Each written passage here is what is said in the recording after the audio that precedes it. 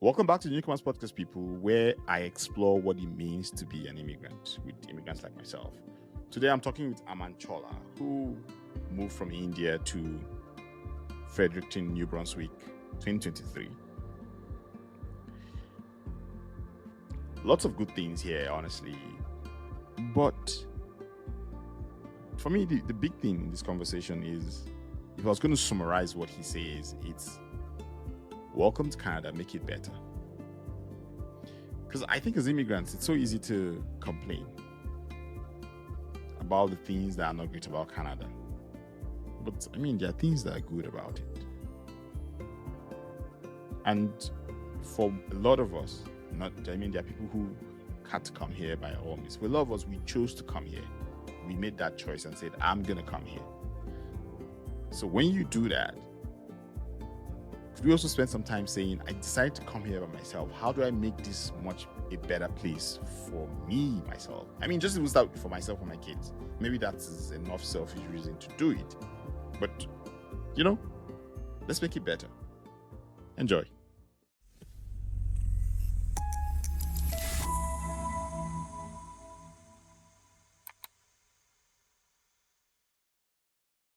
"2023 is pretty recent today, but again, it just feel like immigrants have been in this thing. Like Canada wants immigrants and loves immigrants. But I'm curious to know someone who moved. It's 2 years now, plus 2+ years. But I think Canada has gone to this place where it's just immigrants have this immigrant good, that immigrant bad. You Yeah. know. But then when you are deciding to come to Canada, was any of that playing in your mind? Were you already made up your mind? Then when you move, just trying to understand how the rhetoric around the immigration conversation affects people who just moved within that time. Yeah. Yeah. So I think it's the situation is different for different people. For us, if I can say, it was not a necessity. It was just an experimentation. Because me and my family were well settled back in India, and so I was serving in the Navy back in India, and my wife was working in the leading stock exchange in India Mm. in Mumbai. And so we had a very comfortable settled life, and we were just blessed with a son. So we were enjoying our parenthood, and then we decided, okay, let's take a plunge, let's take an experiment and move abroad. So Canada was not our first preference. Our first preference was moving to Dublin in Ireland. Oh, Number okay. one reason, it's an English speaking country, so we don't have to learn any other language. The time zone between India and Ireland is just a few hours. So, and anytime we would like to come back to meet our parents, to celebrate some festivals, it's just a quick flight. So Ireland was our first choice. But just after, like during COVID, when we decided, the immigration policies were not very conducive for us going to Ireland. So Yeah. then we thought about going to Australia, because we have a lot of our friends and relatives in Sydney and Adelaide. But again, during COVID times, Australia's doors were always Yeah. also closed. And so the next we thought about Canada, and then we realized that going through an express entry will be very difficult, because both me and my wife were close to 35. We were losing points on our age. And so we decided, okay, let my wife goes for a student visa there. And so she came here for an MBA program. And again, it was a very research based, thought based process, like which university she needs to go, what will be our pathway to come here. So that's how we landed up here in February 2023. I feel I love this country a lot. So I feel kind of sad but I understand it's not like it's just like how we're like, oh, like Canada was like one, do work, two, oh, Canada now. But like now that you've been here for this long, and again, still staying on that idea of the rhetoric there's been around immigration for a bit, and I'm sorry I'm staying on this conversation too long. But what do you feel now that you're in Canada? Like, how do you feel about it now? I'll say it's a journey, because not every journey is all about its destination. So we don't know whether we have reached there in the spot in our life where we wanted to be, but the journey has been very fulfilling. Uh, all these processes of visas, permits, coming here, settling down, uh, becoming alone, finding your roots again. So it's a journey, uh, and a journey. If it's all just one tone, Yeah. it gets Yeah. it gets Yeah. boring. Yeah. And but if it's like an alternating current, with the crest and troughs, it Yeah. makes the life interesting. Like if you have a monotonous routine every day, you will get bored. Mm, So mm, if you someday you wake up, you go to movies, someday you play soccer, someday you don't do anything, someday you have so much of work. This mm-hmm. makes life interesting and spicy. And so I think our journey in Canada has been like this. It has been full of ups and downs, mostly ups, but the falls were not small falls; they were big falls. So it made a big mixed balanced journey, and we are enjoying it. So it has been a fulfilling experience because no days have been similar. So it's interesting Yeah. so far. Yeah, Yeah, I always say that being an immigrant is like being a baby. Like you literally start life all over again. This time around, yep, you probably have some hindsight of how you lived before. yeah, But even that itself can be a crutch if you're not careful because you're basically deciding your now based off what you did before. But it's yeah, an entirely different country, yeah. And different culture. yeah, and I also would like to mention one thing. Like I was reading some of your blog posts and some of your recordings earlier. A lot of time we try to share information to newcomers or people who are about to come here. For us, for me personally, it was not about uh, lack of information. It was overdose of information. So when you do a lot of research about banking, about jobs, about settling down, it Hmm. makes you more confused because now you have read a lot, and so you don't know what to trust, what is the right information and what is just an information. So for Hmm. me, everything I do in my life, even if I have to travel little trip to Toronto from my place of stay, I'll do so much of research back in that sometime it becomes overwhelming. Okay, what to trust, where to go, where not to go. Yeah. So Like it's a different. that's good. Yeah, Yeah, that's good to know. That's good to know because I mean, like I get that. I get that what you're saying there because there's just so much being thrown at you. And I mean, I'm probably part of those who's putting a lot of information out there. Hey, you just do this, you just do that, you know. And I think that's also why sometimes I say to people that find the stories that are similar to yours and just kind of focus on those stories. Like, just focus on those stories. Every other thing, just kind of push it aside. decluttering. Yeah, because it's so easy to just kind of get caught up and Lost. scared and lost and worried because you're for you in your head you're seeing yourself in all the things you've read. You've read about the banks. You've read about the things to worry about. You've read about the charges. You read about the fraud, the scam, and you're like, oh, this could happen to me, or that could happen to me. Like, wait, just hold on. Do you think you suffer from everything? Like, do you think you suffer from everything that happens? You know, but now coming back to now, like when you had moved in here and stuff, what were the biggest things that hit you hard? So in our case, I'll just move a little back because the things were difficult even before coming here. So I'll tell you how. So when we Interesting. decided that we need to move to Canada, and I was still serving back in India, and I could not leave my job because, and my wife decided to come here for her studies. Yeah. And as I mentioned, we were just blessed with a baby boy. Mm-hmm. So our son was just 18 months old, 1 8. He was one and a Oh half years wow. old when my wife came here. The plan was to that my wife will come here and me and my son will come along with her on a visitor visa, settle her down for some time, and then me and my son will go back after settling my wife down here for a couple of months. And then once I complete my job there, complete my tenure, then I will come later on a spouse work permit. But during COVID times, there were a lot of refusals happening for some reasons which were not very common. And so for some, stupid or silly reasons, our visas were getting refused time and again. And so my wife had to leave our son back in India for 6 months. So my wife came here in August 2022 for her MBA at the University of New Brunswick, and me and my son couldn't join her. And after 6 months of separation, when I completed my tenure back in India, and now I was eligible to apply for a spouse work permit.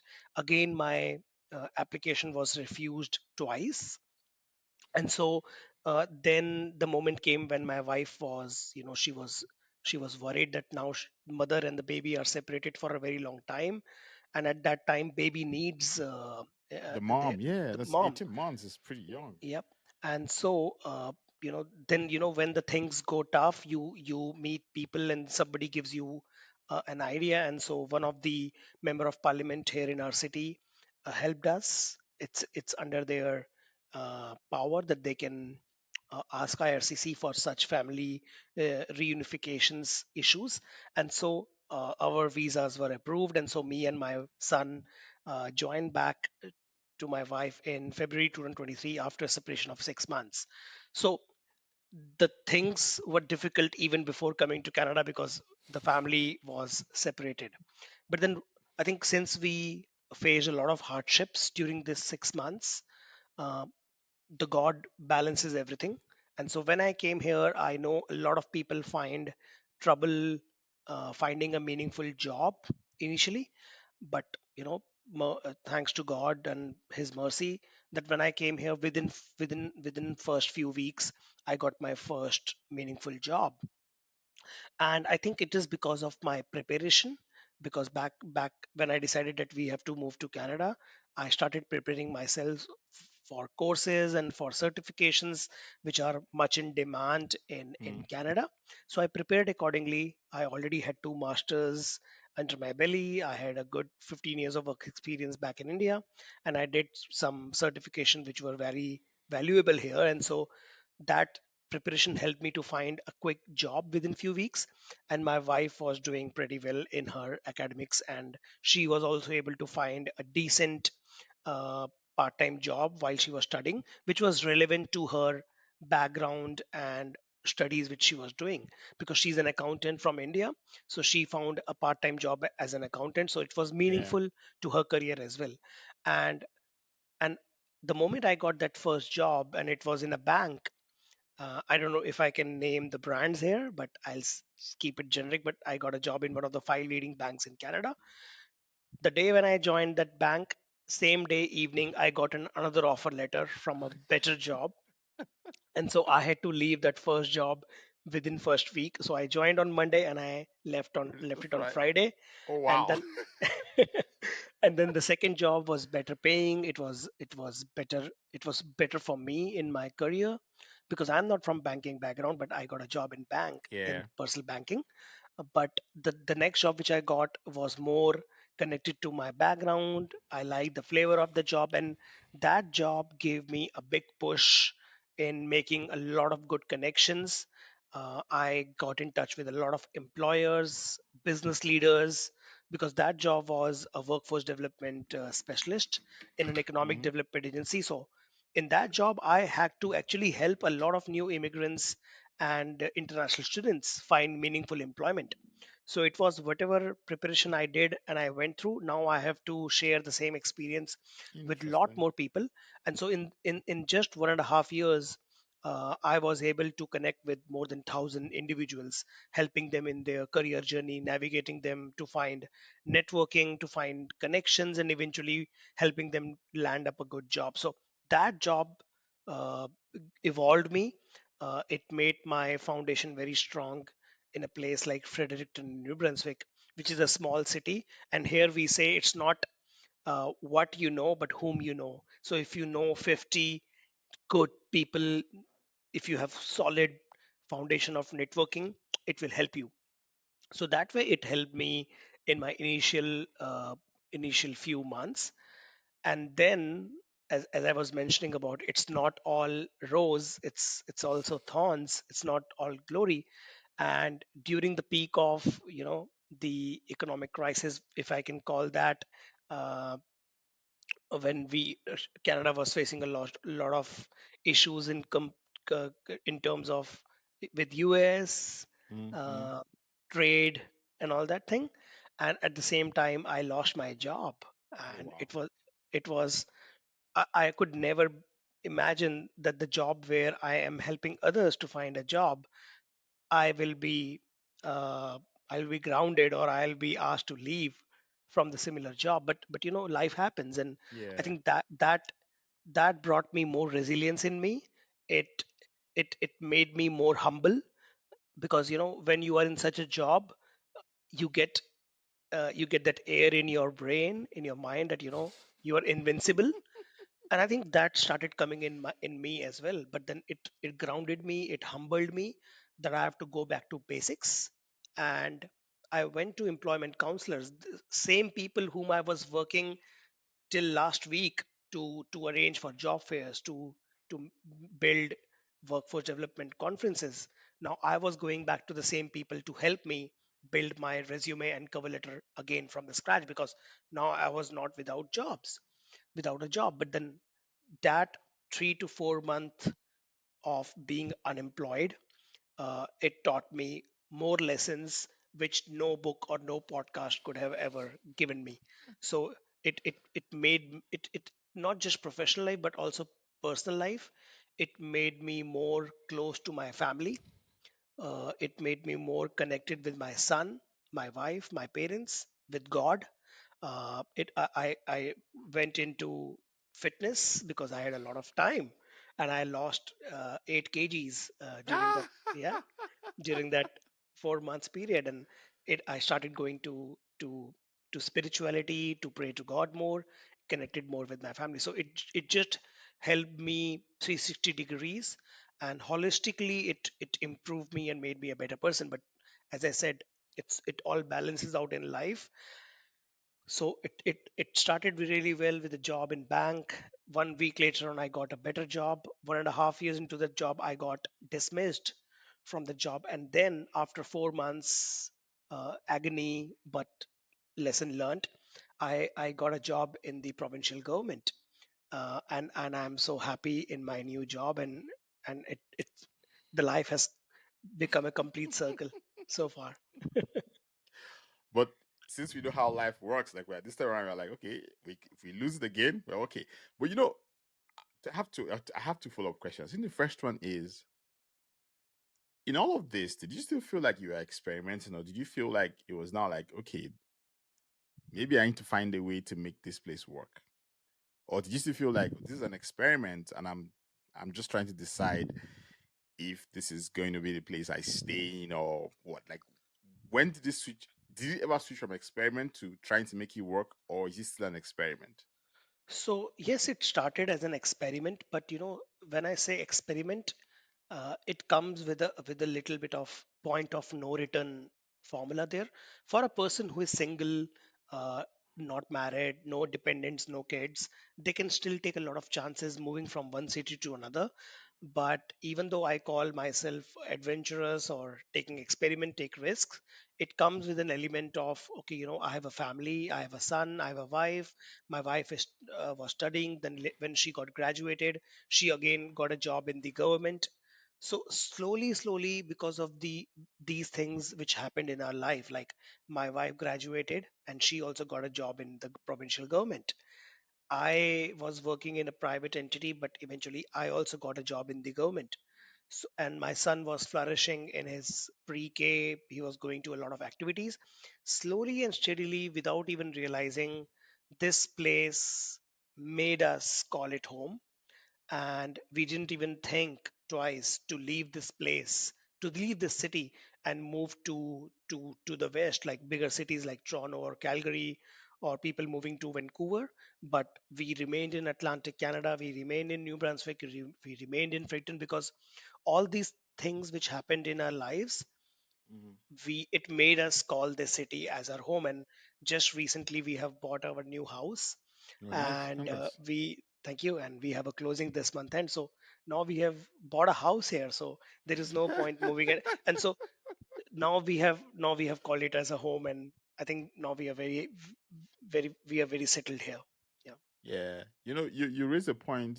I was talking with someone yesterday from ICC, George Carruthers, and he said something about, it's a really interesting way to think of it. A lot of times we talk about the 9 to 5 of the immigrant journey. So you try get a job and all that. But there's the 5 to 9, the things that happens after work. And they all play a huge role in deciding if someone's going to call a place home. Yeah, Because you can always get a better job, you can always make more money. But there are other things that happen that help you start to say, this place is a place I want to stay in. I don't want to move to the bigger city, or I don't want to move to the States, or I just want to stay here because here, my 5 to 9 is a big part of my life and it's just true. home to me, Absolutely you true. know? Yeah, like as you mentioned rightly, and your friend who told you it's not 9 to 5, but it's 5 to 9, which shapes your decisions. And so this city, once we are back home, it's so peaceful. Anywhere you go, it just takes 15 minutes. So our mayor, she says this in a lot of events, that the beauty of this place, this city, is that it is as big as to have a Costco, and it is as small as to reach point A to point B in 10 minutes. So, and I have a lot of friends who have stayed in Toronto, who have stayed in Calgary, who have stayed in bigger cities, who moved back here. And when I speak to them, they tell me the same thing, that the quality of life after you're done with your work is so smooth here, and not just at home. Uh, our city has a lot of trails. It's abundant in nature. We have a river. We have a bountiful river, trails, music. Like right now, it's Harvest Music Festival going on in our city, and I'm volunteering as well. So I keep myself engaged in a lot Yeah. of volunteering work. I'm a Rotarian here. I'm a part of Rotary Club. We do a lot of events, giving back to the community, and it's people who make the city, right? Yeah. So Yeah. uh, first, obviously, you will be attached with a lot of immigrant families who are from your same country. It's very much normal to be with those people, but apart from that, I have made some really good friends, acquaintances Yeah. who are from Canada, locals, who have not just helped me, but my wife and my son in our personal and professional journey. Like both me and my wife got into these jobs through local referrals, and all these referrals were Canadians who helped us, Hmm. who are helping us in finding a better house, who are helping us in getting a better deal, who are helping us in our jobs, who are helping us to get a spot in a daycare, in a pre-K.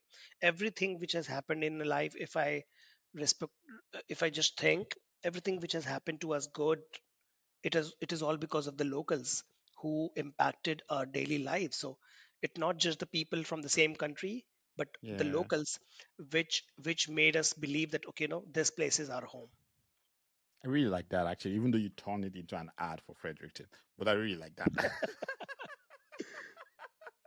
Thank you. I mean, which is fair. Which is fair. That's okay. You told me it's an ad, so that's okay. So people, maybe you also move Fredericton. I love Calgary, though. But Yeah, I mean, yeah, I like what you said about the 15 minutes thing because I was in yeah, Toronto. I was in Toronto Tuesday, Wednesday, and I think one of the things I struggled was the traffic. I was like, gosh, yeah, this traffic is just too much.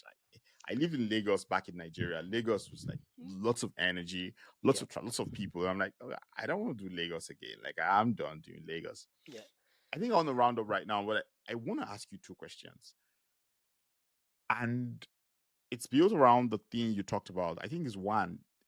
I found the statement you make, which is that the lessons you learn from the period when you didn't have anything, when you had lost your job, is not something you would pick up on the podcast or in an article. And I really found that statement really interesting. If you don't mind sharing that, like, what were the three biggest lessons?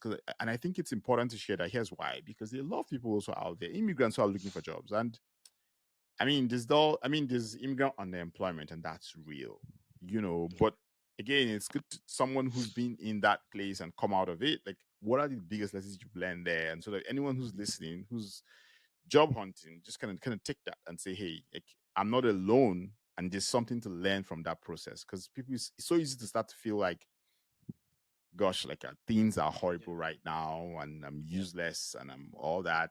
You're not. Like, that you don't have a job doesn't mean you're useless. So I want yeah, to hear those lessons you learned. yeah. You know, The first lesson, which we all know actually from the nature, but till the time it doesn't happen to you personally, you do not believe in that. The first lesson is nothing is permanent in life, and change is the only constant thing in the world. uh, if there is a day, there is a night, and after that night the sun will rise again. So if Yeah. if something bad happened to me, I know that this will not last forever. And so resilience is a very is a trait which is not earned just like that. And so I think it made me more resilient, that things will change. I need to trust in myself. I need to believe in myself, and I need to work towards it, and not just complain about the system, about tariffs, about jobs not happening, about racism, or whatever somebody would like to blame upon. You also do not blame yourself as well, but look within self what you could have done better Mm. to come out of this situation. Now the situation has already happened.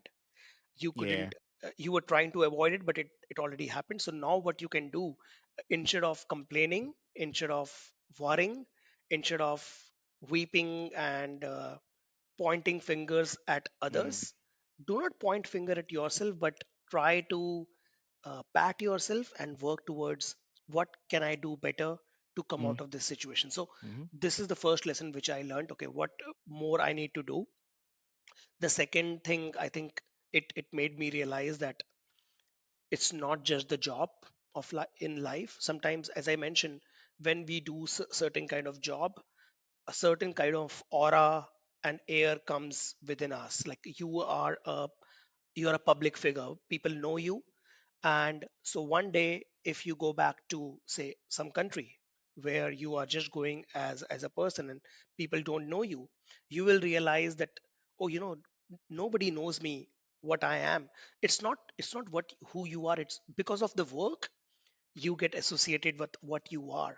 If you are a radio host, or if you are a public person, you have that built up within you. Or, I am this person, I have to Mm. carry myself in this way because people know me this way. It is because of your work.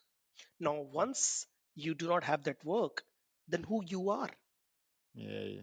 So that designation, that rank which comes with your work, when it sheds away, you realize that you are just a minuscule dot in this universe. And Yeah. compared to other planets, Earth is very small, and within that Earth we are in Canada, and within that Canada I'm in Atlantic Canada. Within that Atlantic Canada I'm in a city called Fredericton. Within that city I am just one person amongst the 1 Yeah. million population here. So becoming modest, becoming humble, becoming grounded, and looking at other people. Okay, somebody is going through a bad time, somebody is doing well, somebody is doing an odd job, somebody is doing an incredible job. Now it has made me more humbled and respectful to other people. It's not that earlier I was not respectful or I was not humbled, but I think there is a little difference what I was and what I am now, because now I know Mm. that we need to appreciate small things in life. Mm-hmm. And Mm-hmm. so becoming humbled and grounded is the second lesson, and the third point is appreciate small things in life. Sometimes Very spending important. spending a little time with your family, spending a little time with your son. And I have seen it myself, and I'm myself to blame with that.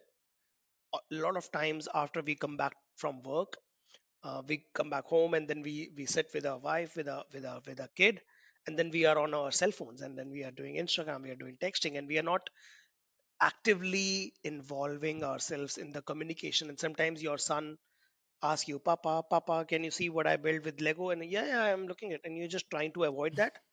I think I have realized that I need to appreciate small things in life. I need to appreciate small calls from my friends. I need to appreciate that if I am somewhere and somebody comes to me and does a small talk, it's a very big thing for me. And I will give a lot of impetus and importance to these small things in life, because life change dramatically within a Mm-hmm. very small span of time. And I was all about, oh, I'm doing this job, this is my title, people know me because of this. It has all gone. And now what I am Aman, and now I am because what I do in public. How I treat Mm-hmm. others is how I will be treated. It's just my mirror reflection. So Yeah. respecting others and valuing small things in life made me. These are the three lessons which I learned deeply during those 4 months of joblessness. Yeah. I really like the third one. And here's why.